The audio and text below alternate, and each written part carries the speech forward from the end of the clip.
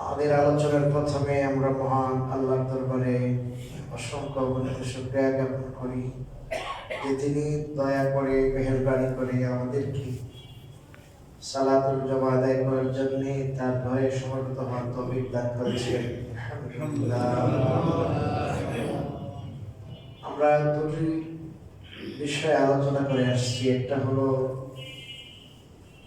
আমাদের নামাজ কিভাবে রাসূল করিম সাল্লাল্লাহু আলাইহি ওয়াসাল্লামের নামাজের অনুযায়ী হয়, তার সুন্নাহ অনুযায়ী হয়, সেই ব্যাপারে আমাদের আলোচনা। আরেকটি বিষয় আমাদের সমসাময়িক বিষয়, অত্যন্ত জরুরি বিষয়, যেটা খতমে নবুয়ত। তো এই দুই বিষয় অত্যন্ত গুরুত্বপূর্ণ। আমি আশা করব অল্প সময়ের ভিতরে হলেও আমরা আমাদের গুরুত্বপূর্ণ এই দুই বিষয়ে কোরআন এবং হাদিসের আলোকে কিছুটা আলোকপাত করতে পারবো ইনশাআল্লাহ। গত সপ্তাহে নামাজ সংক্রান্ত আলোচনা আমরা করেছি। নামাজের আগে যে তাহারত বা পবিত্রতা যেটা জরুরি, সেই পবিত্রতা সংক্রান্ত আলোচনা। তো পবিত্রতার পরে যখন নামাজ স্টার্ট হয়, নামাজ শুরু হয়, তখন সর্বপ্রথম যে জিনিস প্রয়োজন সেটা হলো নিয়াত। নিয়তের অর্থ হলো ইচ্ছা, সংকল্প। অনেকে আমরা নামাজের সময় ইমাম সাহেবের সাথে শরীক হওয়ার জন্য আসি, দেখি যে নামাজ প্রথম রাকাত শেষ হওয়ার পর্যায়ে তাও আমরা নাওয়াইতু নুসাল্লি লিল্লাহি আরবা রাকাতিন আরবিতে নিয়ত শুরু করি। আছেন অনেক ভাই? বাংলাতে বলে না, আরবিতেই বলে। তো অনেকেই ওই আরবিতে নিয়ত করাকে জরুরি মনে করেন। নিয়ত এটা জবানের কাজ না, নিয়ত এটা আমরুল কলব, অন্তরের কাজ। সহজ উদাহরণ হলো, আপনি আজকে জুমার নামাজের জন্য নিয়ত করেছেন যে আমি আজকে নামাজ পড়ব। 12টার আগে আপনি মসজিদে এসেছেন, আপনি মুক্তি বলছেন যে আমি জমাতে যাবো, বলেন না। আপনার মনে নামাজে আসার জন্য একটা সংকল্প তৈরি হয়েছে। এই তৈরি হওয়ার পরে আপনি জুমার জন্য প্রস্তুতি নিয়ে হেঁটে হেঁটে মসজিদে আসছেন, এটা নিয়ত। আরেকটা উদাহরণ, যেমন আপনি রোজা রাখবেন, তো রোজার সময় সেহরি খেয়েছেন, সেহরি খেয়ে রোজা রাখতেছেন, এখানে তো বলেন নাই যে নাওয়াইতু আন আসুমা গাদান, এটা বলার দরকার নেই। আপনি যে সেহরি খাওয়ার জন্য উঠলেন, আপনি আজকে রোজা রাখবেন, এটাই নিয়ম। এখানে নাওয়াইতু বলার কি নেই, দরকার নেই। ফতোয়ায়ে স্বামী, ফতোয়ার কিতাব, ওখানে আছে কোন মানুষ যদি এমন অস্থির হয়, তার অন্তরে কিছু স্থির থাকে না, শান্ত না, মনটা শান্ত না, অশান্ত, কখন কি আসে না আসে, শুধু সে ঘুরপাক খেতে থাকে। লাখ কোটির মধ্যে একজন থাকতে পারে। এমন লোক যদি হয়, তাহলে তার মনকে স্থির করার জন্য সে যদি জবানে বলে, মুখ দিয়ে যদি বলে যে আমি ইমাম সাহেবের সাথে জুমার 2 রাকাত কি পড়বো, নিয়ত আপনার ফরজ জুমার 2 রাকাত নামাজ আদায় করার নিয়ত করলাম, আল্লাহু আকবার, এটা তার জন্য দরকার। কারণ তার অন্তর কিছু স্থির থাকে না। এমন কোন লোক যদি থাকে, সে জবানে নিয়ত করবে। আর না হয় আপনার যদি সংকল্প অন্তরে স্থির থাকে, তাহলে আপনি মনে মনে নিয়ত করাই যথেষ্ট। এরা মুখ দিয়ে বলার কি নেই, দরকার নেই। হ্যাঁ, মুখ দিয়ে বলে বলেন আপনি, কিন্তু এদিকে নামাজ শেষ হইতেছে, কিন্তু আপনার নামাইতে শেষ হয় না। এমন মেলা মানুষ আছে, কিন্তু আমি দেখছি। নিয়ত করার সাথে সাথে যে জিনিসটা, সেটা হলো তাকবীরে তাহরিমা। খেয়াল করবেন, তাকবীরে তাহরিমা, আল্লাহু আকবার। তাকবীরে তাহরিমাটা দাঁড়ানো অবস্থায় বলা ফরজ। কেউ এসে দৌড়াই আসে মানুষের সাথে নুয়ে নুয়ে আল্লাহু আকবার বলতে আছে না নাই? নুয়ে নুয়ে বললে হবে না, দাঁড়ানো অবস্থায় আল্লাহু আকবার বলতে হবে। হ্যাঁ, আপনি যদি দেখেন যে ইমাম সাহেবের সাথে আপনি রাকাত না পাওয়ার সম্ভাবনা, আপনি যদি হাতটা উঠান, আবার হাত বাঁধেন, হাত উঠানো এটা সুন্নাত, হাত বাঁধাও সুন্নাত, আর তাকবীর বলা ফরজ। বুঝলেন নাই? তাহলে আপনি হাত উঠানোর প্রয়োজন নাই, হাত বাঁধার প্রয়োজন নাই। আপনি শুধু দাঁড়াইয়া যদি বলেন আল্লাহু আকবার বলে যদি আপনি আবার আল্লাহু আকবার বলে রুকুতে চলে যাবেন, দাঁড়াইয়া কি বলবেন আল্লাহু আকবার, আর আরেক আল্লাহু আকবার বলে আপনি রুকুতে গেলেই আপনার নামাজ হয়ে যাবে। এমার্জেন্সি আপনি ওই রাকাতটা পাওয়ার জন্য যদি আপনি হাত নাও ওঠান, আর যদি আপনি রাকাত নাও বাঁধেন তাও হবে। অনেকে এসে এমন ভাবে আপনার আল্লাহু আকবার বলে হাফেজ করতে করতে এই অপশন করতে, আরেক ভুল করেন অনেকে। এটা কিন্তু ছোট ছোট মাসালা আসে, অনেক দৌড়াই আসছে ইমাম সাহেবের সাথে রাকাতটা ধরার জন্য, দৌড়াই আসা এটা জায়েজ নাই, হাদিসে নিষেধ আসছে। ইদা আতাইতুমুস সালাতা ফালা তা'তুহা তাসআউ। রাসূলুল্লাহ সাল্লাল্লাহু আলাইহি ওয়াসাল্লাম বলেন, যখন তোমরা নামাজে আসবে তখন দৌড়াই দিয়ে আসবে। এটা বললেই তো যথেষ্ট না, এরপরে হুজুর আরো গুরুত্ব দিয়ে বলেন ওয়াতুহা তামশুনা, যে তোমরা হেঁটে হেঁটে আসো। 3 নম্বরে বলেছেন ওয়া আলাইকুমুস সাকিনা। দেখেন প্রথম কথাই এনাফ, আবার দ্বিতীয়বার বলেন তোমরা কি হেঁটে হেঁটে আসো, তৃতীয়বার বলেন ওয়া আলাইকুমুস সাকিনা, এমন ভাবে হেঁটে হেঁটে আসো যে তোমাদের উপর যেন সাকিনাত থাকে। সাকিনাত মানে ভাব গাম্ভীর্য, শান্তশিষ্ট ভাবে। কারণ নামাজটা হলো শান্তশিষ্ট, সামনে আসতেছে আলোচনা। অনেকে হয়তো মনে করবেন ছোট ছোট বাস নামাজ অত্যন্ত জরুরি, অত্যন্ত জরুরি, জীবন ঘনিষ্ঠ মাস নামাজ প্রতিদিন দরকারি। আপনি করে হাঁপাই হাঁপাই আসছেন, আপনি তো এই হাঁপাই হাঁপাই এসে নামাজ পড়ে কি লাভ? অন্য রেওয়ায়েতের মধ্যে আসছে আপনি ঘরের থেকে বের হয়েছেন নামাজে আসার জন্য, এখন আপনি নামাজেই আছেন, এখন আপনার মনে মনে আসবে যে আমি তো পুরা 4 রাকাত নামাজ পাওয়ার নিয়ত করছি, ফজরের পুরা 2 রাকাত পাওয়ার নিয়ত করছি, মাগরিবের পুরা 3 রাকাত পাওয়ার নিয়ত করছি। এখন আমি যদি একটু দৌড় না দিই তাহলে তো বলেন না পুরাটা পাবো না। আল্লাহ রাসূল আপনার মনের মধ্যে যে এই সন্দেহ জবাব দিতেছে। একটা জবাব তো দেন নাই, কারণ এটা জবাব সবার জানা আছে। কারণ আপনি আগে আসেন নাই কেন? দেখে আপনার যদি জামাত ধরেন এত শখ থাকে, আপনি আগে আসেন নাই কেন? এই জবাব কি আছে বলেন? সবার কি আছে? জানা আছে। এই জন্য এটা বলেন। দ্বিতীয় জবাব বলছে ফামা আদরাকতুম ফাসাল্লু, যতটুকু তোমরা পাও ততটুকু ইমামের সাথে পড়ো। ওয়ামা ফাতাকুম ফাকদু ওয়া ফি রিওয়ায়াতিন ফাআতিমু, আর যেটা তোমাদের ছুটে যাবে সেটা তোমরা পরবর্তীতে পুরা করে নিও। কি পরবর্তীতে পুরা করে নিও? দৌড়াইয়া 1 রাকাত ধরা থেকে পরবর্তীতে একা শান্তশিষ্ট ভাবে একা পুরা করা, ওটা বেশি উত্তম, বেশি বেটার। কিন্তু আমরা ওটা বুঝি না। হুজুরকে বাঙালি দৌড় দিছে, দৌড় দিবেন না। হ্যাঁ, অতটুকু আপনি দ্রুত হাঁটতে পারেন, যতটুকু দ্রুত হাঁটলে পরে আপনার ভাব গাম্ভীর্য ঠিক থাকে, শান্তশিষ্ট ভাব থাকে, আপনি না হাঁপান, বুঝলেন? একটু দ্রুত হাঁটতে পারবেন, একটু আপনার লম্বা টান দিলেন আর কি, বুঝলেন? একটু দ্রুত হাঁটতে পারবেন। যতটুকু দ্রুত হাঁটতে পরে আপনার খুশু বিঘ্নিত হবে না, অতটুকু দ্রুত হাঁটতে পারবেন আপনি। যেটাকে হাঁটা বলে দ্রুত হাঁটা, যেটাকে কি বলে না দৌড়ানো। এখন আপনি এসে আল্লাহু আকবার বলে দাঁড়াইলেন, দাঁড়ানোর পরে ইমাম সাহেব বললে, অথবা আপনি যদি মুক্তাদি হন আর যদি শুরুর থেকে যদি আপনি নামাজ পড়ে থাকেন তাহলে আপনি সানা পড়বেন। কি বলবেন বলেন? সুবহানাল্লাহ। আর এখন ইমামের সাথে আপনি আসছেন মাঝখানে, এখন ইমামে কি করতেছে? তেলাওয়াত করতেছে। খবরদার এখন কি নাই? সানা নাই, এখন চুপ থাকবেন।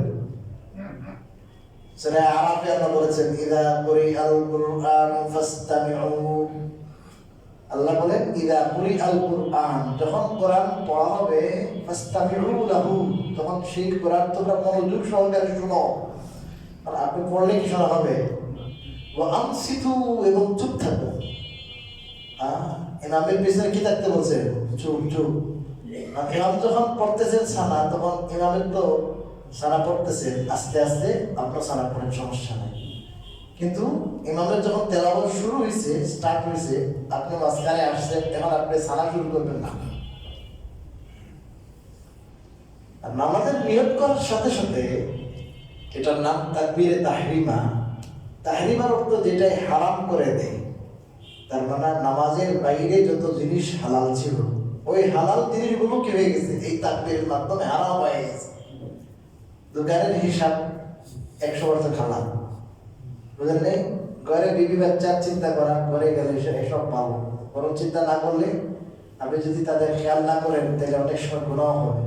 এখন বিবি বাচ্চার খেয়াল আনা জায়েজ নেই, এখন দোকানে বসা জায়েজ নেই, বাড়িতে যাওয়া, খেতে যাওয়া, সফরে যাওয়া, কি দেখে আসছেন, ফেসবুকে কি স্ট্যাটাস, খেয়ে কি দিব লাগি, আপনার এই সমস্ত চিন্তা বিলকুল না জায়েজ।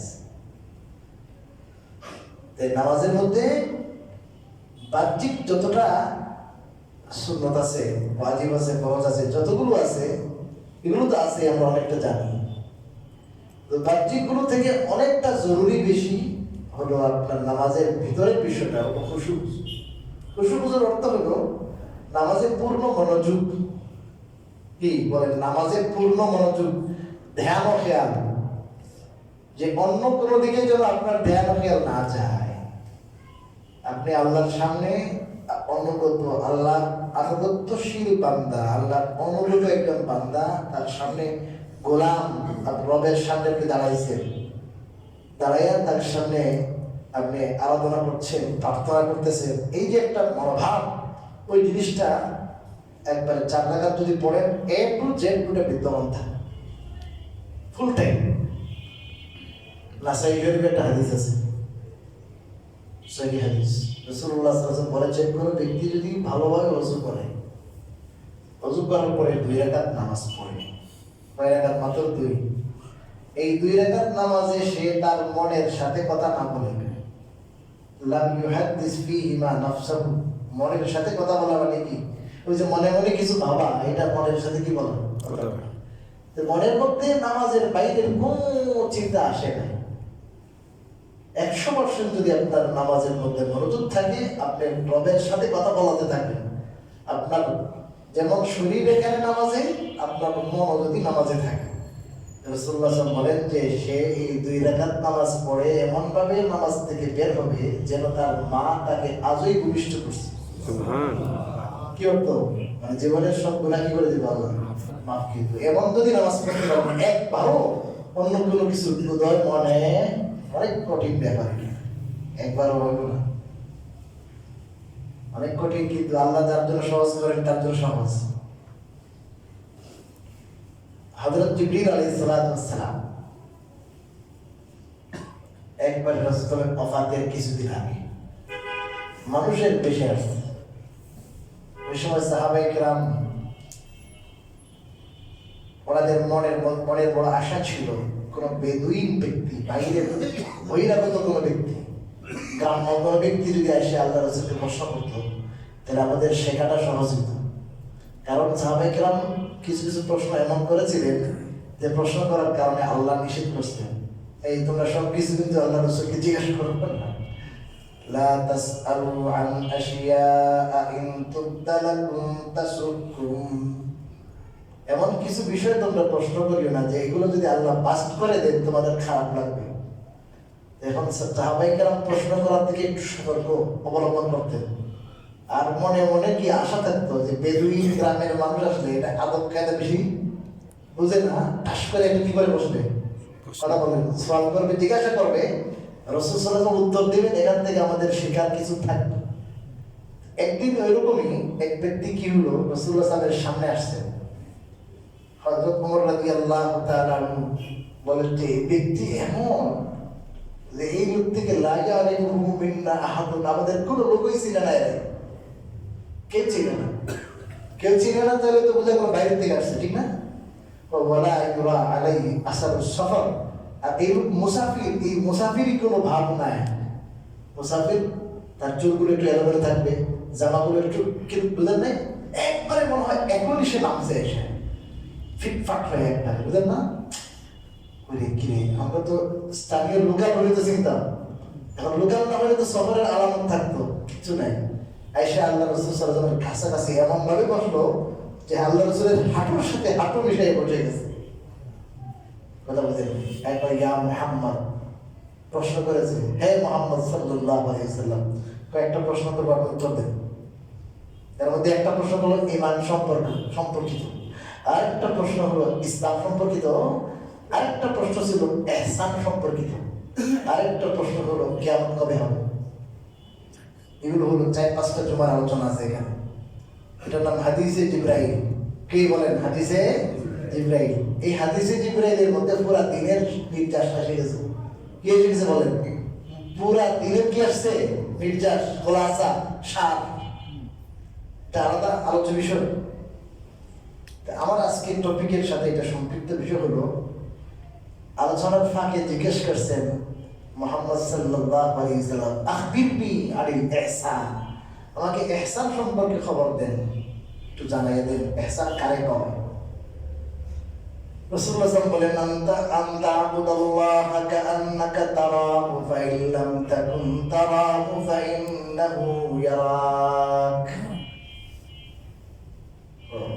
ইহসান অর্থ হলো, আল্লাহ যে বলছেন কোরআনে কারিমে বহু জায়গায় বলছেন যে মুহসিনিন হওয়ার জন্য। ইহসান আল্লাহর পক্ষ থেকে একটা অর্ডার। আল্লাহ বলছে কি মুহসিন হওয়ার জন্য, ইহসানকারী হওয়ার জন্য। ইহসান কি জিনিস? ইহসান হলো যে তুমি আল্লাহর ইবাদত করবে। মনে করেন সর্বোত্তম ইবাদত নামাজ, সব ইবাদতই, বিশেষ করে কান্নাকা তারা, যেন তুমি আল্লাহকে দেখছো। কি বলেন? যেন তুমি আল্লাহকে দেখছো। এটার অর্থ কি? এটার অর্থ হলো, সহজে একটা উদাহরণ দিই। মনে করেন এখানে এটা নুরানি মাদ্রাসা, এখানে কথার কথা। এখানে আপনার আশেপাশে উস্তাদদের রুম আছে, তো উস্তাদরা একটু রেস্টে গেলে একটা ছোট জানালা আছে, জানালার দিকে তাকাই করে আমি কিন্তু কি করতেছি, তোমার দেখতেছি। ওরা সবসময় চিন্তা করে যে হুজুর যদিও রুমে চলে গেছে কিন্তু আমাকে দেখতেছে, এদিক ওদিক করলে কিন্তু পিটা হবে, বাইর হবে। এখন তো আরো সহজ উদা করো, আপনি দোকানে ক্যাশে বসা আছে, এখন ক্যাশে 500 টাকার নোট দিছে, আপনি কত টাকা ব্যাক করছেন এটাও দেখতেছেন। এটা বই হয়ে এই বাসার থেকে বই হয়ে দেখে কত টাকার নোট দিল, আপনি ব্যাগ কত টাকা দিয়েছেন, বেটা দেখতেছে আমার দোকানে আজকে কত টাকা কি হইতেছে, বিক্রি হইতেছে। 9-6 করার কি নেই যে তুমি এমন ভাবে তুমি ব্যবসা করো, এমন ভাবে ম্যানেজার গিরি করো যেন তুমি মালিক কি করতেছো। কেন? ফাইন লাম তাকুন তারাহু ফাইন্নাহু ইয়ারাক, যে তুমি যদি তাকে দেখতে না পাও তাহলে তিনি তো তোমাকে কি করছেন, দেখছেন। এটা দুইটা ব্যাখ্যা আছে। একটা হলো আল্লাহর ইবাদত করতে করতে করতে করতে করতে করতে আল্লাহর জিকির করতে করতে এমন একটা ভাব আসা, এমন একটা মন মানসিকতা আসে যে আপনি সবসময় বুঝেন যেন আল্লাহ আমার কি করতেছেন, দেখতেছেন। আল্লাহ যে হাজির নাজির এই জিনিসটা আপনার মাথায় চেপে বসে আছে, এমন একটা ভাব সব অবস্থায় এরকম আল্লাহ আমারে দেখতেছেন, আল্লাহ আমারে দেখতেছেন। ঘটনা একটা মনে পড়ছে, এটা না বলেই পারলাম না। এক বুজুর্গের সোহবতে একজন আল্লাহ মারা গেছেন, এক বুজুর্গের সোহবতে। ওই বুজুর্গ আপনার নাম করা, দেশের নাম করা আল্লাহর বলি। ওনার সোহবতে 8 বছর 10 বছর 12 বছর যাবত মেলা মানুষই চিল্লা দিতেছে ওই আল্লাহ হওয়ার জন্য, ওই অবস্থা তৈরি হওয়ার জন্য যেন সব সময় আল্লাহ আমার সাথে আছেন, আল্লাহ আমারে দেখছেন। এই অবস্থা সোহবতে আছে, জিকির ফিকিরে আছে, সবক আদায় করতেছে। এক বুজুর্গ আসছেন, 1 সপ্তাহের মাথায় ওই বুজুর্গের খেলাফত দিয়ে দিচ্ছে, বাজান আপনার হয়ে গেছে কাজ। অন্যান্য যারা বুজুর্গরা আসে এখানে ইবাদত বন্দেগী করতেছে, তাসবিহ জিকির তাহাজ্জুদ সবই আদায় করতেছে, এদের মনে ধাক্কা ঠকি রে, আমরা ঘাস কাটতেছি এত বছর যাবত, এবারে 1 সপ্তাহে এসে খেলাফত হয়ে গেল। অনেক শিক্ষণীয় ঘটনা। ওই শায়েখ উনি বুঝতে পারলেন বিষয়টা, উনি গেলেন, এই আপনারা সবাই একটু আসেন দেখি। আমি তো কিছু করে দিন চাই না আপনার কাছে, একটা কাজ আপনারা করেন, কি হুজুর কম দিন, আপনারা একটা মুরগ আমারে দিবেন, এটা কি দিবেন, তবে এই শর্ত হল মুরগটা জবাই করে দিবেন। আরেকটা শর্ত হলে এমন জায়গায় জবাই করবেন যে জায়গায় কেউ দেখে না। কি এমন জায়গায় জবাই দিবেন যে জায়গায় কেউ, এখন সবাই মুরগ কিনছে জায়গা, বুঝলেন না? মুরগ কিনে কেউ আপনার টয়লেটের ভিতরে, কেউ বনে, কেউ জঙ্গলে, কেউ মাটির চিপায়, বিভিন্ন যে যেখানে পারছে কি দিছি, জবাই দিছি, সবাই মুরগ নিয়ে উপস্থিত। আর যে বিচারা এক সপ্তাহ পরে কি খেলাফত পেয়ে গেছে, সবাই জিজ্ঞাসা করছেন যে আপনি জবাই করছেন কোথায়? হুজুর বনের চিপায়। কেউ দেখে নেয়? না হুজুর কেউ দেখে নেয়, একবারে কেউ দেখে নেই। তো ভালো করে কথা বলো, না কেউ দেখে। এবার ওই হুজুরের পালা যেমন আসছে, যারা খেলাফত দিছে, এই হুজুর জিজ্ঞাসা করছেন কি নিয়ে, একটা মুরগি একটা আনতে পারলেন না, একটা মুরগি না কইলাম, হয়তো হাবো না, আপনি যে ওই শর্ত দিছে, এই শর্তের কারণে আনতে পারেন, একটা আমি 10টা দিতে পারবো, একটা না আমি 10টা দিতে পারবো, কিন্তু আপনি যে শর্ত দিচ্ছেন এই শর্তটা পালন করা সম্ভব নয়।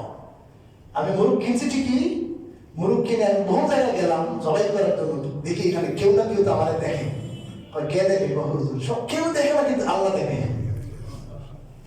এখন এরা বুঝে গেছে, তোমরা বলো তোমাদের কেউ দেখে নাই, এমনিও বলতেছে কি কেউ দেখে না, ঠিক, কিন্তু কে দেখে? আল্লাহ দেখে। তাহলে তার কাজ হয়ে গেছে। তার ওই হুজুরিয়া দাইনি সবসময় কি আল্লাহ হাজির, এটা তার একবারে রগের সাথে, শিরার সাথে কি হয়ে গেছে, মিশে গেছে। এই রূপ কোনদিন গোনা করতে পারবে বলেন? কাতার নিচে দরজা বন্ধ করে পারবে? পারবে গোনা করতে? দুর্নীতি করতে পারবে? কারণ সে তো চিন্তা করে সব সময় আমার আল্লাহ আমারে। এই সমস্ত মানুষের সিসি ক্যামেরা লাগে না, সিসি ক্যামেরা নষ্ট হতে পারে আর অনেক কিছু হইতে পারে, কিন্তু যে সিসি ক্যামেরা জীবনও ঘুমায় না, লা তাখুযুহু সিনাতুন ওয়ালা নাওম, আল্লাহ বলেন যে আল্লাহ তো কি ঘুম নাই, ঘুমের আগে যেটা তন্দ্রা ওটাও নাই। সেই আল্লাহ সিসি ক্যামেরা সব সময় আমাদের দিকে তাক করে আছে। তো হাদিস শরীফে রাসূল কারীম সাল্লাল্লাহু আলাইহি ওয়াসাল্লাম এটা বলছেন যে তুমি ইবাদত করো যেন তুমি আল্লাহরে দেখছো। আর যদি তুমি এটা না পারো, কমপক্ষে এইটা মনে করো যে আমি না দেখলেও আল্লাহ তো আমারে দেখছে।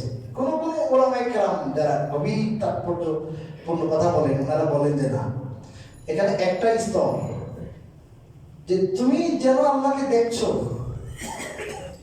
এখন তুমি যেন আল্লাহকে দেখছো, হুজুর আমি তো আল্লাহকে বাস্তবে দেখতেছি না, যদিও বাস্তবে না দেখি, তাহলে আল্লাহ তো আমার কি করতেছে, দেখতেছে। এই জন্য তুমি মনে করো যেন তুমি তো তাকেই দেখতেছো, তাকে দেখলে তুমি যেমন ইবাদত করতা, না দেখলেও সেম ইবাদত করো, কারণ তিনি তো অবশ্যই তোমাকে কি করছেন, দেখছেন। বেচারা বাড়িতে বসা থাকলে কি হবে, উনি এখন তোমার সাথে যদি সোফায় বসা থাকতো, তাহলে তুমি যেমন লেনদেন করতা, তুমি বাড়িতে বসা থাকলে সেম লেনদেন করো, কারণ উনি বাড়িতে বসে সেম কি করতেছেন, সব দেখতেছেন সিসি ক্যামেরা। এটা হলো ইবাদতের রূহ, ইবাদতের কি রূহ, প্রাণ। এবং প্রাণ নাই যদি একটা বিশাল আপনার 5 মনের গরু যদি হয়, 5 মনের গরু আপনি 100 টাকা দিয়ে কিনবেন, এটা কি নাই, কথা বলেন না, প্রাণ নাই। আর প্রাণ যদি থাকে তাহলে ছোট একটা ছাগলেরও কি আছে, দাম আছে, প্রাণ আছে। ঠিক তদ্রুপভাবে আমাদের নামাজের অবস্থা, ওই নামাজে যদি খুশু থাকে ওই নামাজের প্রাণ আছে, নামাজের খুশু নাই, নামাজের প্রাণ নাই। যখন মানুষের নামাজের মধ্যে মনোযোগ পূর্ণ আসে, আল্লাহর প্রতি মানুষ মনোনিবেশ করে, তাহলে তার নামাজের নড়াচড়া কমে যায়, হাত পা বেশি নড়ে না, তার চোখটা নিজের দিকে থাকে, কারণ মন কোথায় আছে, নামাজে আছে, মন নামাজে আছে। আলী রাদিয়াল্লাহু তাআলা আনহু বুদ্ধের মধ্যে তীর দিচ্ছিল, বুঝছেন? এখন এটা কেমনে টান দিলে তো এমন চিল্লা মারবো, এমন পেটা। একজনে বললো যে কোনো সমস্যা নেই, আমরা এখন চিন্তা করি না। আলী যখন নামাজে দাঁড়াইবে তখন খুলে পালাই, কি নামাজে দাঁড়াইলে খুলে পারবে, নামাজে দাঁড়াইছে খুলে দাঁড়াইছে, নামাজের পরে আসো তুমি হুজুর খাম হয়ে গেছে, নামাজে দাঁড়াইছে তীর খুলছে, কি টেরোই। আবু দাউদ শরীফের হাদিস, এক যুদ্ধের মধ্যে রাসূলুল্লাহ সাল্লাল্লাহু আলাইহি ওয়াসাল্লাম দুইজন সাহাবীকে দায়িত্ব দিয়েছেন, গিরিপথে তোমরা দাঁড়াই থাকবা, সাহাবায়ে আরাম করতেছে। একজন মুহাজির, একজন আনসার, বুঝলেন না, লম্বা রাত। এখন তাদের মধ্যে একটু দুইজনের মধ্যে পালা বদল হয়েছে। ভাই আমি রাত্রের অর্ধেক আর আপনি রাত্রের বাকি অর্ধেক, আমি ঘুমাবো প্রথম অর্ধেক, আপনি পাহারা দিবেন, এরপরে আমি কি করবো, জাগ্রত হবো, আপনি ঘুমাবেন, আমি ভাড়া দেবো। বুঝেন নাই? দুইজন কি করছে? ভাগাভাগি করছে। فلما راى المهاجرين ما بالانصار من الدماء আনসারী সাহাবী বলেন আমি আগে পাহারা দেব, আপনি ঘুমান। ওইদিকে ঘুমাইছে, শত্রু দেখে চিন্তা করলো আরে এই গিরিপথে দুইজনের খতম করলেই তো শেষ। একজন দেখা যায় ইবাদত করে, উনি নামাজে দাঁড়িয়ে গেছে, মনে করেন এদিক থেকে আসতে পারেন, এদিকে নামাজে দাঁড়িয়ে গেছে। আলহামদুলিল্লাহি রাব্বিল আলামিন আর রহমানির রহিম। الحمد لله الذي أنزل على عبده الكتاب ولم يجعل له عوجا। সূরা কাহফ শুরু করে দিয়েছি কি? সূরা কি? কাহফ। সূরা কাহফ শুরু করছে, ওদিক থেকে এসে দেখছে বেটা যদি এরে যদি পড়ে দেওয়া যায় তাহলে আমাদের যুদ্ধে সফল হয়ে যাবো, এরা তো সবাই ঘুমায় আছে। শুরু করছে একটা, বুঝলেন নাই? আরে কি মন বিষ বেদনা ব্যথা, আর আপনার এদিকে রক্ত প্রবাহিত, উনি নামাজ ভঙ্গ করে নাই। আরেকটা মারছে, নামাজ ছাড়ে নাই, 3 নম্বরটা মারছে। এখন এমন ভাবে কি রক্ত, ওই রক্ত ওনার গায়ে যায় পড়ছে, ওনাকে একটু জাগ্রত করছে যে ভাই কি অবস্থা। তৃতীয়বার যখন এরকম হয়েছে, উনি বললেন যে ভাই আপনি আমারে আগে জাগ্রত করলেন না কেন, এতগুলো তীর আপনার লাগলো। ওই ভাই আমি আগে জাগ্রত করি নাই, আমি এমন একটু সূরা দিয়া নামাজ তেলাওয়াত করতেছিলাম, আর এমন মজা লাগতেছিল যে আমি চিন্তা করলাম যে না, নামাজ ভাঙার দরকার নেই, যাক। এই তীর আসতেছে একটার পর একটা তীর, কিন্তু নামাজ ছাড়ে নাই। এটা সাহাবায়ে কেরামের কি বলেন না, নামাজ। ওদের হাদিস, আমাদের নামাজ একটা মশা শেষ, একটা মশা বেন বেন করে শেষ। হ্যাঁ, আরেকটা ট্রেন আসছে, আরেক লাইনে করে আওয়াজ করছে, কখন আমার ট্রেন চালু চলে গেল, নামাজ ভাঙবে কি? বেটাকে ভাই আমার ট্রেনের টিকিট এত টাকা, নামাজ ভাঙবে ট্রেনে দৌড় না, সময় শেষ হয়ে যেতেছে। তো কি বললাম বলেন, নামাজের প্রাণ হলো কি? এই হুজু হুজু মুজাদ্দিদে আলফে সানি, আপনারা যারা জানেন মুজাদ্দিদে আলফে সানি, এখন হলো আপনার 2য় হাজার চলতেছে না, 2য় হাজার। আলফে সানি রাহিমাহুল্লাহ শেখ আহমদ সরহিন্দি অনেক বড় বুজুর্গ ছিলেন, উনি বলেছেন কিয়ামতের দিন তো আল্লাহ তাআলা মানুষের আমল ওজন করবেন, ওজন ওখানে বেশি আর কম না, কিন্তু আমলের ওজন। কোন কোন মানুষ দেখা যাবে এদের লাখো রাকাত নামাজ, আর এর বিপরীতে আরেকজনের মাত্র 2 রাকাত নামাজ। ওই 2 রাকাত নামাজের ওজন 1 লক্ষ রাকাত নামাজ থেকে কি হবে? ভারী হবে, ভারী। ওই বেচারা মেহনত করে করে করে করে তার নামাজের মধ্যে কি এসে গেছে, তার খুশু খুশু এসে, তার নামাজ কি ওয়ালা, কি বলে জানওয়ালা, জানওয়ালা। আর আরেক বেটা 1 লক্ষ 2 লক্ষ রাকাত নামাজ পড়ছে, কি নাই? জান নাই। তো এই জান নাই নামাজের আল্লাহর কাছে দাম নাই, আল্লাহর কাছে কি নাই? দাম নাই। এই জন্য নামাজও পড়ে চুরিও করে, নামাজও পড়ে জেনাও করে, নামাজও পড়ে 2 নম্বরই করে, নামাজও পড়ে বাটপারি সিটারি সবই করে, আছে না নাই? কেন? কারণ নামাজের কি নাই? খুশু খুশু নাই, প্রাণ নাই। আজ এই পর্যন্ত থাকুন, এর পরবর্তীতে ইনশাআল্লাহ চলবে। এবার আমাদের 2য় টপিক বলেছিলাম, রাসূলুল্লাহ সাল্লাল্লাহু আলাইহি ওয়াসাল্লামকে আল্লাহ তাআলা সর্বশেষ নবী হিসেবে পাঠিয়েছেন। রাসূলুল্লাহ সাল্লাল্লাহু আলাইহি ওয়াসাল্লাম এবং এর আগে অন্যান্য যে নবীরা ছিলেন তাদের মধ্যে কিছু পার্থক্য আছে।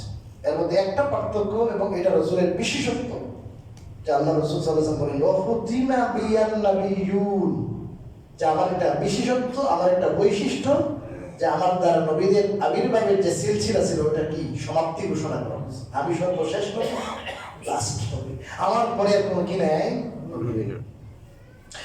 আমার পরে নবী নাই, কেমন নবী আসার দরকার নাই।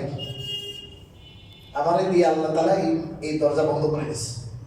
একটা হাদিসে এই উদাহরণটা রাসূল খুব সুন্দর করে দিয়েছে, খুব মজার, বুখারীর হাদিস।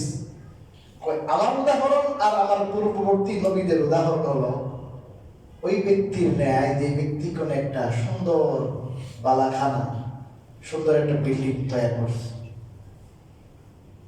এত সুন্দর করে সাজাইছে ঘরটার বাড়িটা, কিন্তু একটা ত্রুটি রয়ে গেছে, একটা ইটের জায়গা বাকি আছে। একটাই এই ইটের জায়গাটা যদি কেউ পুরা করতো তাহলে তো সুন্দর হয়ে যেত না? রাসূলুল্লাহ সাল্লাল্লাহু আলাইহি ওয়াসাল্লাম বলেন, আমি সেই ইটটা, শেষ ইট যেটার দ্বারা বেটার বাড়িটা কি করছে, পরিপূর্ণ করে দিছে। এখন আর কি নাই, এখানে অপূর্ণতা কিছু নেই। আরেক হাদিসে রাসূলুল্লাহ বলেন, আমার পরে 30টা দাজ্জাল আসবে, এই প্রত্যেকটা দাজ্জালে বলবে আমি নবী। আর এই গোলাম আহমদ খবিস এটা এত বড় খবিস, এটা বলেছে আমি সব নবী থেকে সর্বোত্তম নবী। অথচ রাসূলুল্লাহ সাল্লাল্লাহু আলাইহি ওয়াসাল্লাম বলেছেন, আনা সাইয়্যিদু ওয়ালদি আদম ইয়াউমাল কিয়ামা, আমি আদম সন্তানের সবার নেতা হব কিয়ামতের দিন, নেতা। এবং এটাও বলেছেন যে আমি সর্বপ্রথম জান্নাতের চাবি আমার হাতে থাকবে, সর্বপ্রথম জান্নাতের গেট আমি খুলবো, আমি দাখিল হবো, আমি প্রবেশ করবো, এর আগে কোনো নবীও দিতে পারবে না। কিন্তু এই মালাউন, এই অভিশপ্ত, সে বলে সে সর্বোত্তম কি নবী। এটার ইতিহাস জানেননি? এটার ইতিহাস হলো ব্রিটিশরা যে আমাদের দেশ 190 বছর আমাদের ভারত উপমহাদেশ তারা শাসন করছে, এই তারা যখন আসছে ইস্ট ইন্ডিয়া কোম্পানির দেশে, ব্যবসায়িক দেশে আসার পরে আস্তে আস্তে তারা চিন্তা করলো কেমনে দেশ দখল করা যায়, সাম্রাজ্যবাদী শক্তি। আস্তে আস্তে তারা দেশ দখল করার পায় তারা করলো দেশ দখলে নিল। এখন দেশ দখলে নেওয়ার পরে এখন মুসলমানদের কানে পানি ঢুকছে, বুঝলেনি? এখন মুসলমানরা চিন্তা করলো এদের বিরুদ্ধে কি করা দরকার, আন্দোলন করা দরকার। জমিয়ত উলামায়ে হিন্দ, উলামায়ে দেওবন্দের যারা মুরব্বী ছিলেন, এই দেওবন্দি উলামায়ে কেরাম সর্বপ্রথম সংগঠিত হইয়া, কংগ্রেসের উজুদ আসে নাই। কংগ্রেস তখন বলতেছে যে না, আমাদের এই শক্তি নাই যে সরকারের বিরুদ্ধে লড়াই করে আমাদের দেশের স্বাধীনতা কি রক্ষা করব, এই এবিলিটি আমাদের নাই। উলামায়ে কেরাম যখন এক হইয়া জমিয়ত উলামায়ে হিন্দ গঠন করলেন, আর জমিয়ত উলামায়ে হিন্দের নেতৃত্বে ব্রিটিশ বিরোধী আন্দোলন শুরু হলো। উলামায়ে কেরামের একটা সারা দেশের জোয়ার সৃষ্টি হলো। সাধারণ মানুষকে, মুসলমান হোক, শিখি হোক, হিন্দু হোক, সবাইকে বুঝাইতেছে যে আমাদের দেশ দখলে নিয়ে নিছে, আমরা সজাগ হতে হবে, দেশকে উদ্ধার করতে হবে। তখন দেখলো এই মুসলমানদেরকে কেমনে ঠেকাবে, জিহাদি এখন করে জিহাদ তোমাদের উপরে ফরজ, জিহাদ ফরজ, জিহাদ করতে হবে, জিহাদ করে এদেরকে তাড়াতে হবে, এর বিকল্প নাই। জিহাদে উদ্বুদ্ধ করছে এবং বলছে জিহাদ ফরজ। কোরআনে জিহাদের বিধান আছে না, হাদিসে জিহাদের বিধান আছে। ইসলামী তোমরা যদি মুসলমান হয়ে থাকো তাহলে তোমাদের জন্য জিহাদ, ব্রিটিশের বিরুদ্ধে জিহাদ কি ফরজ।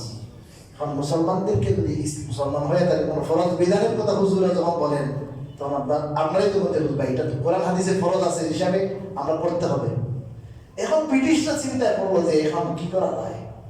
এই যে দেওবন্দি আলেম ওলামা যারা মুরব্বীরা এমন ভাবে মানুষকে বুঝাইতেছে জিহাদের পক্ষে, এরা চিন্তা করে দেখলো এই মুসলমানদেরকে, সাধারণ আপামর জনসাধারণ, এদেরকে টেকানোর উপায় কি।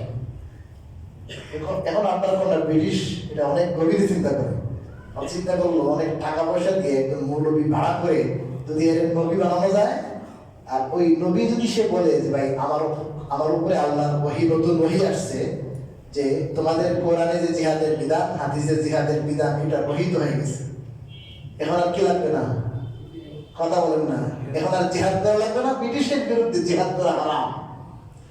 এই কথা যদি কোনো নবী বলে তাহলে কে মানবে? মুসলমানরা মানবে, কারণ নবীর কথা এটা। নবীর কথা কার কথা? আল্লাহর কথা। কারণ নবীর উপরে কি আসে? আল্লাহর পক্ষ থেকে ওহী আসে। এখন এই গুরুদাসপুর এলাকা, কাদিয়ান এলাকা, এটাকে ভাড়া করছে কারা? এই ব্রিটিশরা পয়সা দিয়া। এটা নবী কিন্তু আল্লাহর পক্ষ থেকে নবী না, নবী এটা হলো ব্রিটিশের নবী, এটা ব্রিটিশের রাসূল। এই ব্রিটিশের নবী, ব্রিটিশের রাসূল, সে হঠাৎ করে প্রথমে দাবি করছে আমি মাহদী। কি দাবি করছে? মাহদী তো উম্মত আসবে। এরপরে আস্তে আস্তে কয় মাসিহে মওউদ। ও ভাই, আমি প্রথমেই যদি নবী বলে মানুষ বিশ্বাস করবে না। এরপরে কয় মাসিহে মওউদ, মানে তোমাদের যে হাদিসের মধ্যে আসছে ঈসা আলাইহিস সালাম আবারও দুনিয়ায় উনি জীবিত আছেন আসমানে। এ কয় আমি সেই আল্লাহ যে ঈসা আলাইহিস সালামকে আকাশে উঠেছে, সেই আমি ঈসা, আমি আসমান থেকে কোথায় নামছি? জমিনে নামছি। কিছুদিন পরে কয় না, আমি আমি স্বতন্ত্র একজন কি নবী, স্বতন্ত্র একজন রসুল। আরো কিছুদিন পরে কয় সব রসুলের থেকে আমার মর্যাদা কি বেশি, আমাকে যে মানবে না সে জাহান্নামে যাবে। দীর্ঘ অনেক কটাক্ষপূর্ণ কথা এই গোলাম আহমদ কাদিয়ানী বলেছে যে আমাদের রাসূল সাল্লাল্লাহু আলাইহি ওয়াসাল্লামের মর্যাদা আঘাত করেছে।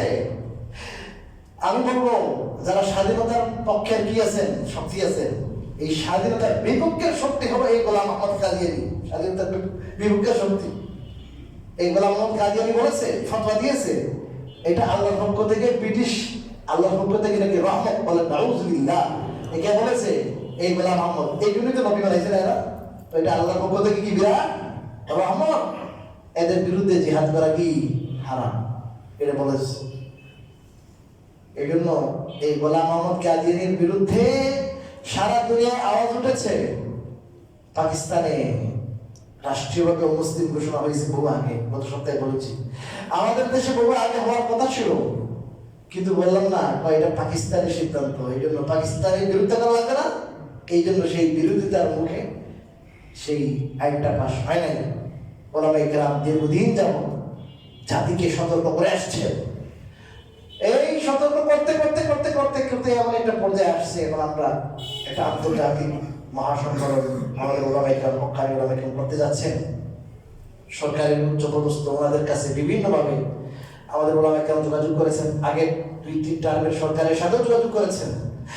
এক সরকার বলেছিলেন যে হুজুর আপনাদের কথা ঠিক, কিন্তু যখন এদেরকে কাফের ঘোষণা করতে আমরা যাই তখন আমেরিকা থেকে ফোন আসে, বুঝছেন? এবার আমাদের দেশের কোন জনগণকে, কোন নাগরিককে এরা প্রতারক, এরা মুসলমান না, এরা প্রতারণা করে, মুসলমানের লেভেল লাগায় কাফের হওয়া সত্ত্বেও তাকে যদি আমরা প্রতারণা থেকে বাঁচানোর জন্য, মানুষকে প্রতারণা থেকে বাঁচানোর জন্য তাকে যদি বলি তোমরা সংখ্যালঘু দেশে থাকতে পারবা, দেশের মধ্যে নিরাপত্তা যেমন হিন্দুরা ভোগ করে তোমরা করতে সমস্যা নাই, এখানে আমেরিকার যায় আসে কি? এইখান থেকে বুঝে নেবেন যে আসলে কিন্তু ইসলামের বিরুদ্ধে যতগুলো কি আছে ষড়যন্ত্র আছে, মধ্যে একটা উল্লেখযোগ্য ষড়যন্ত্র এই কাদিয়ানী সম্প্রদায়, এটা একটা ষড়যন্ত্র। এই জন্য আল্লাহ রাব্বুল আলামিনের একটা দয়া হয়েছে, ওলামায়ে কেরাম এক হয়েছে, বাইরে থেকে অনেক দেশ থেকে বড় আপনার স্কলার আসতেছে, জাতীয় নেতৃবৃন্দ, আন্তর্জাতিক নেতৃবৃন্দ। আগামী 15 নভেম্বর সরকার উদ্যান এর শরীক হব। ইমানি দাবি ইনশাআল্লাহ, ইনশাআল্লাহ ইমানি দাবি আদায় হবে ইনশাআল্লাহ আমাদের। তো আপনি যদি এখানে শরীক হন, এই মিছিলে আপনি একজন অংশীদার হয়ে গেলেন, বাকি কথা ইনশাআল্লাহ।